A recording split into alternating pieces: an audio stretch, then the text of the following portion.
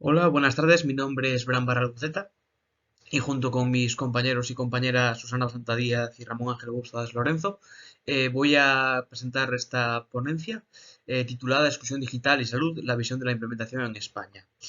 El objetivo de la misma es hablar del concepto de brecha digital y aclarar un poco, en primer lugar, cuáles son sus definiciones y un poco el contexto de partida de esta nueva o no tan nueva ya cuestión, ¿no? Al respecto, las nuevas tecnologías han traído consigo, como vemos por aquí, muchas ventajas, pero a veces nos olvidamos de que detrás de estas ventajas también hay varios problemas y cuestiones que además se ensañan particularmente con colectivos que ya se encuentran actualmente en una situación de mayor desventaja, ¿no? Respecto a esto, cabe añadir que en el ámbito privado no es tan atípico o tan problemático este elemento debido a que se centran en esa idea puramente del beneficio económico, pero dichas cuestiones sí que tienen muchísimo más peso o al menos mucha más importancia en el ámbito público, que digamos que debe velar, al menos en el modelo de estado de bienestar en el que se encuentra buena parte de los países de la Unión Europea y especialmente España, deben velar, como decíamos, por las cuestiones vinculadas con la equidad y cuestiones incluso éticas o morales, ¿no? Son estos los elementos que hacen que la diferencia, la brecha, la distancia que pueda darse entre aquellas personas que tengan o no acceso, capacidades o uso, que ahora, como digo, entraremos en el detalle, sean cuestiones importantes a tener en cuenta para el ámbito público. Lo importante para empezar es definir un poco, como decíamos, qué es esto de brecha digital. Y en general, como podemos aquí tener en pantalla, citamos a este autor, a Benito Castanedo, y podríamos conceptualizarla como una situación en que existen colectivos o grupos de personas que mantienen una posición de exclusión respecto de la denominada sociedad de la información, derivada de la carencia de posibilidades de acceder a los recursos tecnológicos. Esta es una definición genérica que nos sirve un poco para enmarcar, para dar un poco comienzo a lo que es el análisis de este concepto, pero como decíamos, hay muchísima más profundidad al respecto. Concretamente, es importante centrarnos un poco en diferentes aspectos, ¿no?, de las definiciones operativas que se han dado de este concepto.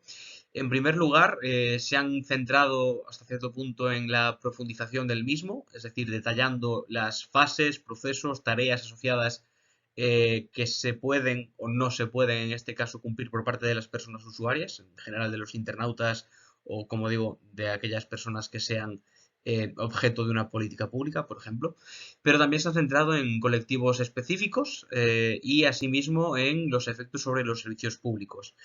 Quizás más si cabe a partir de la pandemia, ¿no?, que hemos, pandemia ya endemia, entre comillas, que estamos todavía padeciendo, ¿no? Como decíamos, respecto a a estas cuestiones, buena parte de la literatura se ha centrado, al menos de forma inicial, en el concepto de accesibilidad, es decir, la capacidad de acceso específicamente.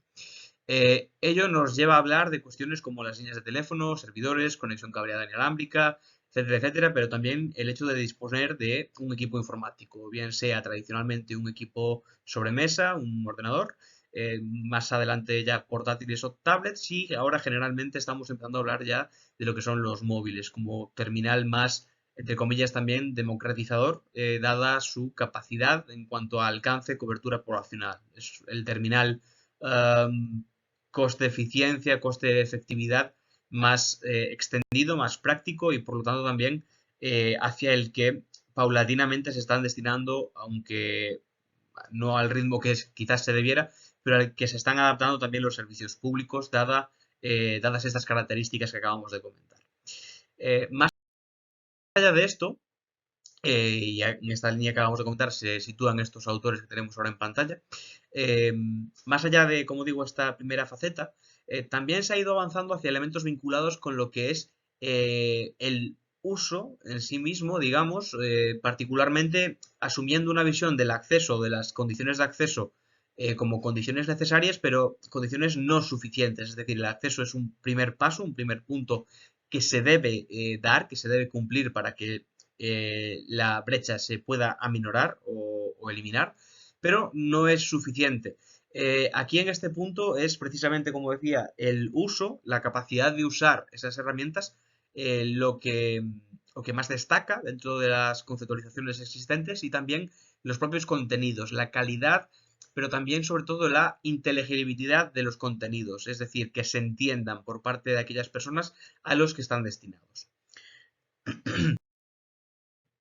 En este caso tendremos también otros autorías que se van a añadir o que van a detallar al respecto de esta cuestión, pero nos gustaría destacar un poco la visión de las capacidades básicas de Amartya Sen en lo que tiene que ver con la búsqueda de la equidad, ¿no? Y tratar de igualar a las personas en sus capacidades básicas y no en sus oportunidades, que es un poco también lo que está como telón de fondo en esa visión que ahora estábamos comentando de centrarse en el uso y en la cuestión vinculada con los contenidos. Es decir, no dar las mismas capacidades de acceder, sino centrarnos en que las personas tienen que acceder y más allá de ello, tienen que entender de la misma manera y tienen que comprender de la misma forma o de diferentes formas, pero efectivas para cada caso, aquella información o servicio, trámite que tengan que llevar a cabo. A encontrarnos, digamos, una serie de cuestiones vinculadas, como decíamos antes, con problemas más tangibles y que no se centran tanto en la definición en sí, digamos, de lo que es el problema, pero que sí que se van a centrar, sí que van a priorizar, digamos, detectar aquellos colectivos, aquellas personas o grupos de personas que más padecen esta brecha. Concretamente, aparecen principalmente problemas relacionados con la alfabetización digital, en cierto modo relacionado también con otro de los ítems o características que aparecen posteriormente, que es esa cuestión de la edad. Se asocia también a esta, como digo, cuestión generacional, aunque empiezan a aparecer estudios nuevos que salientan la cierta falta de capacidad también de las personas más jóvenes para entender según qué tipo de prestaciones o servicios online. La parte de compras, por ejemplo, la parte de interacción social mediante redes sociales es una cuestión, pero la tramitación de servicios públicos, la tramitación de un requerimiento o de una solicitud online con una administración pública es otra totalmente diferente y no se encuentran ahí tantas diferencias entre lo que son población más mayor y más joven. A este respecto, también nos interesan otros factores como los factores socioculturales, diferencias económicas y educativas, y también los factores género o hábitat son algunos de los que se han mostrado, digamos, importantes o claves a la hora de entender el concepto de brecha digital, ¿no?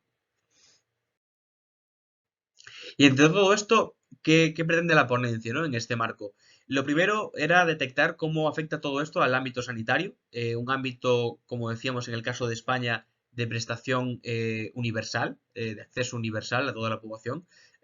Por lo tanto, un ámbito en el que quién puede acceder y quién no es extremadamente importante. Y segundo, centrarse en quiénes son las personas que deciden y qué conocimiento tienen sobre este fenómeno en el sector de la salud. Es decir, ¿qué saben de toda esta cuestión, de todo este concepto de la brecha digital, las personas que diseñan, por ejemplo, las páginas web y los servicios electrónicos de e-salud, ¿no? De servicios electrónicos de salud, en definitiva, a los que tenemos acceso, ¿no? Eh, la primera parte de estas preguntas se respondían en la tesis Actores, Coaliciones e Implementación en las Políticas de Salud entre la continuidad y la innovación, que es de mi propia autoría, pero quedaban algunas otras incógnitas por resolver a partir de la detección de quién decidía todo esto, que era sobre todo cómo caracterizaban, cómo definían el concepto de brecha digital. Para ello, se llevó a cabo un estudio Delphi, donde a partir de un rastreo de los organigramas de las diferentes administraciones autonómicas y de un muestreo por bola de nieve a partir de los primeros contactos realizados, trazamos, digamos, una serie de pautas, una serie de líneas guía relacionadas con el perfil de las personas que participaban y que trabajaban, digamos, en este ámbito. Pedíamos una serie de antigüedad dentro de lo que es la realización de sus tareas y finalmente conseguimos una muestra de 20 participantes de 14 comunidades autónomas durante las dos rondas que se llevaron a cabo. Y con ello Llegamos ya a los resultados, donde vemos que las principales definiciones del concepto de brecha digital, luego digamos, en el documento que se dejará eh, para su publicación, podrán ver el verbatim con las declaraciones literales de cómo definen este concepto. Aquí, para mayor facilidad, lo hemos sintetizado directamente en estas 4 categorías. Como digo, respecto a cómo definen estas personas el concepto de brecha digital, tenemos que lo define en primer lugar como la implantación desigual de las TIC en función del ámbito y el tratamiento de enfermedades, es decir, distinguiendo el avance de la capacidad de prestar servicios online respecto de cada una de las enfermedades, de cada una de las diferentes patologías existentes. Aquí teníamos pues un 10% de las personas expertas. Como segunda alternativa aparecía la distancia entre las personas que pueden acceder y hacer uso de los servicios online y las que no, que esto reunía ya a un 40% de la muestra de personas expertas. Y en primer lugar figuraría esta forma de desigualdad derivada de la dificultad de acceso a prestaciones ofrecidas online. Tenemos aquí 45, el 45% de las personas expertas y es importante señalar en este punto que claramente las personas implementadoras, estos perfiles técnicos, pero también de dirección, gerencia y en definitiva, para entendernos, las personas que diseñan las páginas web y los portales autonómicos de salud, también las aplicaciones móviles y también en buena medida las que habilitan y las que a cierto punto filtran qué servicios se pueden prestar o no de forma online y además qué tipo de certificados se requieren para su prestación, es decir, si se requiere un certificado digital o otro tipo de desbloqueo, ¿no? Si se puede desbloquear vía SMS o a través de datos de la tarjeta sanitaria. Este tipo de cuestiones dependen de las personas que se han incorporado a este estudio Delphi, ¿no? ¿Y qué piensan inicialmente? Bueno, pues básicamente lo deja muy claro esta tercer barra, ¿no? Es una cuestión, la brecha digital, vinculado con el acceso. En el caso anterior, otra casi mitad de la distribución de estas personas expertas lo atribuirían, en este caso, a acceso y uso. Digamos que centrando en este aspecto. Pero lo hace realmente enfocándolo en el usuario y no centrándolo en la administración pública, por ejemplo. Es decir, en el segundo de los casos centramos el efecto, centramos la definición en lo que es el acceso en sí. Pero en el primer caso marcan en la idea de la distancia entre las personas, es decir, la diferencia que existe entre las diferentes personas. Pero parece que hasta cierto punto incluso eluden un poco su posible responsabilidad en todo ello. Y ya por último, con hasta un 5%, perdón, de la distribución de personas expertas, encontraríamos esa falta de uso de las TIC por desconocimiento y ausencia de interés. Aquí casi podríamos decir que están atribuyendo la culpa a las personas, digamos, usuarias. Queríamos revalidar estos datos y lo que hicimos en la segunda fase fue preguntarles su grado de acuerdo o desacuerdo. En este caso podemos ver como básicamente la alternativa que más acuerdo suscita sería esa forma de desigualdad derivada de la dificultad de acceso a las prestaciones ofrecidas online, pero también encontramos que hay un fuerte acuerdo, sobre todo en ese punto más de acuerdo, digamos, en ese verde más oscuro, respecto a esa idea de la distancia entre las personas que antes comentábamos. Las que suscitan más dudas, especialmente más desacuerdo, sería esa idea de la implantación desigual de las TIC en función del ámbito y tratamiento de enfermedades. Parece que esta definición no es de lo más compartida, digamos, por el conjunto de las personas expertas. Y hay también cierta disensión en torno a esa idea de falta de uso de las TIC por desconocimiento y ausencia de interés.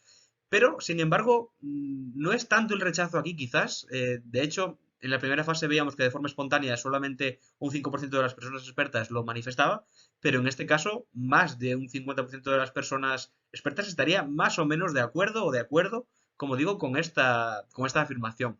Lo cual hace pensar también que estas personas acaban por estar un poco al margen de lo que es la toma de decisiones de las personas usuarias y que casi podríamos decir que también no están pensando quizás en esta cuestión hasta cierto punto. Aunque, como digo, el concepto, la definición con la que más están de acuerdo es claramente